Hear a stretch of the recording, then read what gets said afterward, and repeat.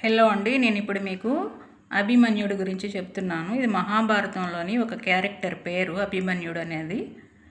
అభిమన్యుడు మహాభారతంలోని అత్యంత పరాక్రమశాలి, ధైర్యవంతుడు. అతను అర్జునుడి కుమారుడు. అర్జునుడెవరు? పాండవుల్లో ఒకడు. పాండవులెవరు? ధర్మరాజు, అర్జునుడు, భీముడు, నకులుడు, సహదేవుడు. వీళ్ళ ఐదుగురి భార్య ఎవరు? ద్రౌపది. పాంచాలి అని కూడా అంటారు ఆమెను. ద్రుపదుని కుమార్తె కాబట్టి ద్రౌపది అంటారు, అది వేరే విషయం. ఓకేనా అండి? అర్జునుడి కుమారుడు సుభద్రాదేవికి ఒకే ఒక్క తనయుడు అన్నమాట. అంటే అర్జునుడికి సుభద్రాదేవికి కలిగిన తనయుడు ఈ అభిమన్యుడు. కౌరవులతో జరిగిన కురుక్షేత్ర యుద్ధంలో అభిమన్యుడు అమరత్వాన్ని పొందాడు, అంటే చనిపోయాడు. పాండవులకి కౌరవులకి జరిగిన యుద్ధంలో కౌరవులు మోసంతో ఈయన్ని చంపుతారన్నమాట. అభిమన్యుడు చిన్న వయసులోనే తన తండ్రి అర్జునుడిలాగా అత్యుత్తమ యోధుడిగా ఎదిగాడు. యోధుడు అంటే యుద్ధ విద్యలు తెలిసినవాడు, పరాక్రమవంతుడు, బలశాలి, ఒక రాజుగా ఉండాల్సిన లక్షణాలన్నీ ఉన్నవాడిని యోధుడు అంటారు. అతను తన తండ్రి అర్జునుడితో కలిసి, మీకు నేమ్స్ గుర్తుండాలని చెప్పి నేను ఇక్కడ నేమ్సే యూజ్ చేస్తున్నానండి, కన్ఫ్యూజ్ అవ్వకూడదని. మీరేమి చిరాకు పడకండి, కొంచెం వినండి. అభిమన్యుడు తన తండ్రితో కలిసి పలుమార్లు యుద్ధ విద్యలు నేర్చుకున్నాడు. ముఖ్యంగా చక్రవ్యూహాన్ని ఎలా ప్రవేశించాలో అర్జునుడు తన భార్య సుభద్రకి వివరిస్తూ ఉండగా ఆమె గర్భంలో ఉన్న అభిమన్యుడు విన్నాడు, చాలా శ్రద్ధగా విన్నాడు. కాకపోతే పద్మవ్యూహంలోకి ఎలా వెళ్ళాలో తెలుసుకున్నాడు. బయటికి ఎలా రావాలో చెబుతూ ఉండగా ఆయనకి తల్లి గర్భంలో నిద్ర వచ్చేసింది. నిద్రపోతాడు, వినలేకపోతాడు. అదే ఆయన జీవితంలో పెద్ద డ్రాబ్యాక్ అన్నమాట. అందువల్లే బయటికి రాలేక చనిపోతాడు.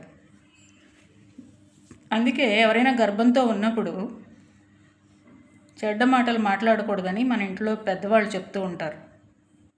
మంచి వాతావరణంలో పెరిగిన పిల్లలు మంచిగా ఉంటారు, మంచిగా పుడతారు. చెడ్డ వాతావరణంలో పెరిగిన పుట్టిన పిల్లలు చెడ్డగా ఉంటారు. అందుకే సాధ్యమైనంత వరకు మంచిగానే మాట్లాడాలి, మంచి మాటలే వినాలి, అది గర్భంలో ఉన్నా సరే. ఓకేనా అండి?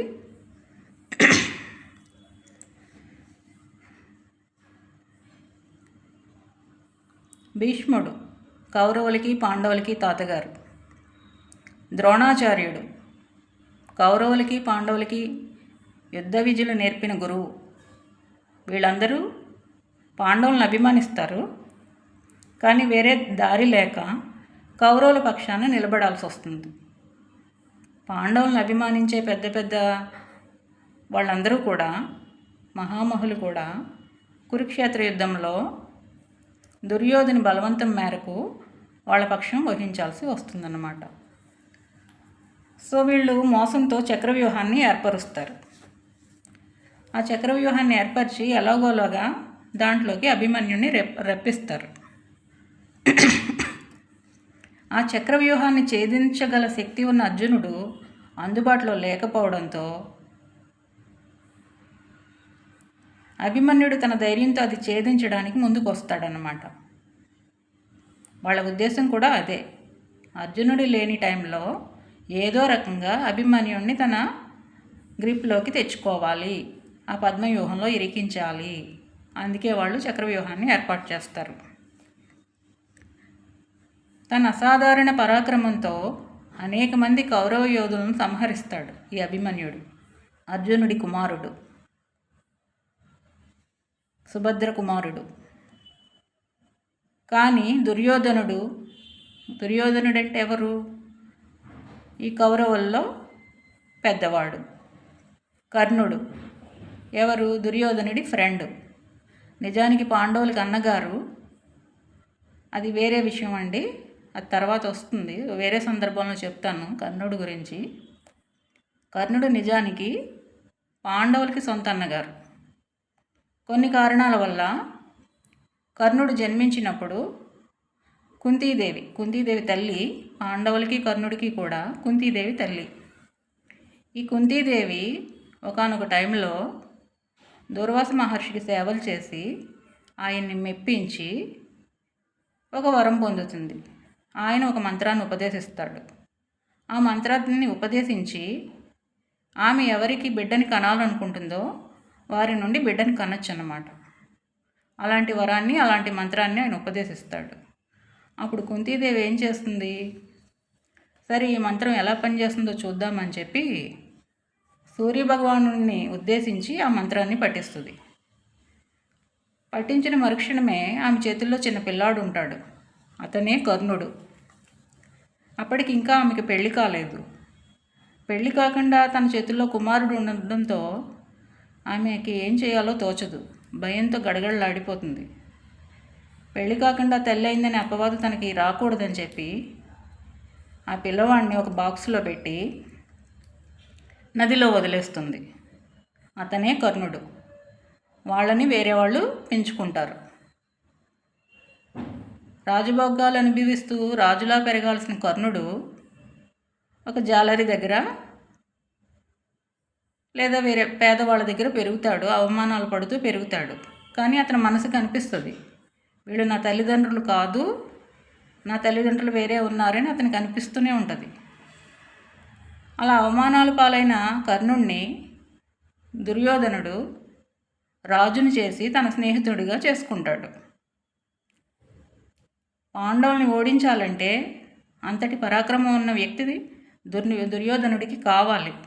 ఆ వ్యక్తి ఎవరు? కర్ణుడు. అది దృష్టిలో పెట్టుకుని తన స్వార్థం కోసం దుర్యోధనుడు కర్ణుడిని స్నేహితుడిగా చేసుకుంటాడు. దుర్యోధనుడి స్వార్థమే అయినప్పటికీ కూడా తనకి ఒక హోదాని కల్పించాడు కాబట్టి కర్ణుడు పాండవులకి పక్షం కాకుండా దుర్యోధనుడి తరపే ఉంటాడు. చివరి వరకు చనిపోతున్నా కూడా తన స్నేహితుని పక్షమే ఉంటాడు. అదండి కర్ణుడి స్టోరీ. ద్రోణాచార్యుడు ఎవరు? పాండవులకి కౌరవులకి యుద్ధ విద్యలు నేర్పిన వ్యక్తి. కృతవర్మ, వీళ్ళందరూ క్యారెక్టర్స్ అండి, మహాభారతంలోని క్యారెక్టర్స్. శకుని ఎవరు? కౌరవులకి మావయ్య, తన అమ్మ యొక్క అన్నగారు. కౌరవుల తల్లి ఎవరు? గాంధారి. ఆ గాంధారి యొక్క అన్నగారే శకుని. శకునికి కోపం, ఎందుకంటే తన చెల్లెలు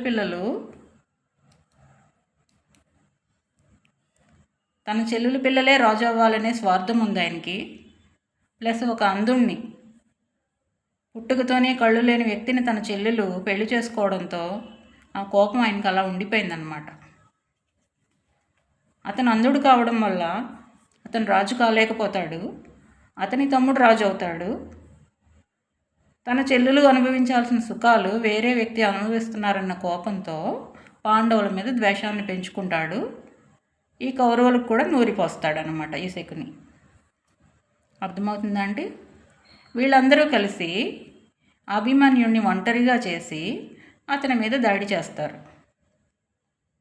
అతని దగ్గర ఆయుధాలు లేకున్నా చివరిదాకా పోరాడిన అభిమన్యుడు అతి దుర్మార్గంగా చంపబడతాడు ఇంతమందితో.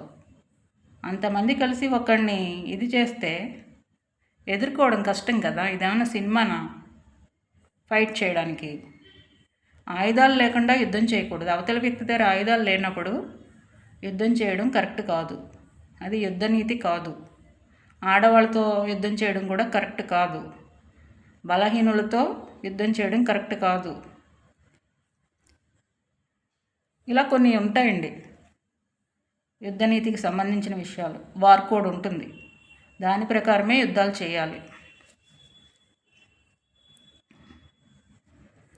అభిమన్యుడు చనిపోవడంతో పాండవులకి చాలా తీవ్రమైన దుఃఖం కలుగుతుంది. పాండవులు 5. వాళ్ళలో ఒకరి కుమారుడు అభిమన్యుడు, అర్జునుడి కుమారుడు అభిమన్యుడు. తమ్ముడు కుమారుడే అయినప్పటికీ తమ సొంత బిడ్డలా పెంచుకుంటారు వాళ్ళు. సో తన కుమారుడిని కోల్పోయిన అర్జునుడు ప్రతిజ్ఞ చేస్తాడు, అభిమన్యుని మరణానికి కారణమైన వాడిని నెక్స్ట్ డే నేను చంపేస్తాను అని.